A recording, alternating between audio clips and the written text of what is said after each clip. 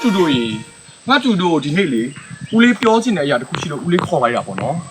ကြတော့ငါတူတို့ဦးလေးကအရန်လေးစားတာပဲဒီလားဘာလို့ဆိုလို့ငါတူတို့လူငယ်တွေကဒီတိုင်းပြည်အတွက်ဆိုလို့ရှိရင်ငါတူတို့မျိုးဆက်ကအသက်ဆုံးပြီးတော့မှတိုင်းပြည်အတွက်လုပ်ပေးရမယ့်မျိုးဆက်တွေဖြစ်တယ်ငါတူတို့ဒီအကျွယ်နဲ့ဒီတက်ဒီအကျွယ်နဲ့ဒီမျိုးလာတော့လုပ်တယ်ဆိုတာအရန်ကိုဦးလေးအရန်လေးစားတာပဲငါတူတို့မျိုးဆက်ကဒီတိုင်းပြည်နဲ့ဒီနာဂတ်အတွက်ကိုနေ့ကခဏပေးစားမယ့်မျိုးဆက်ဖြစ်တယ်ငါတူတို့ရဲ့အသက်အရွယ်ဆိုလို့ရှိရင်ဦးလေးသားသမီးရဲ့အသက်အရွယ်နဲ့တော့တူတူပဲရှိသေးတယ်ဒီလားဦးလေးသားသမီးတွေကလည်းဒီတော့ထဲမှာပဲလားနှလုံးသားမရှိတဲ့ဘဝကိုငါပိတ်ဆက်ရလို့ဤပြောစရာဦးလေးသားသမီးတွေကလည်းဒီတော့ထဲမှာပဲလားအတူတူဦးလေးကအရန်လေးစားတာပဲဒီလား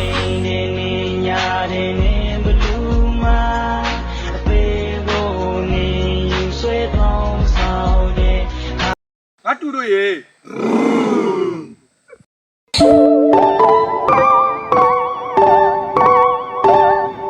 Oh, so many.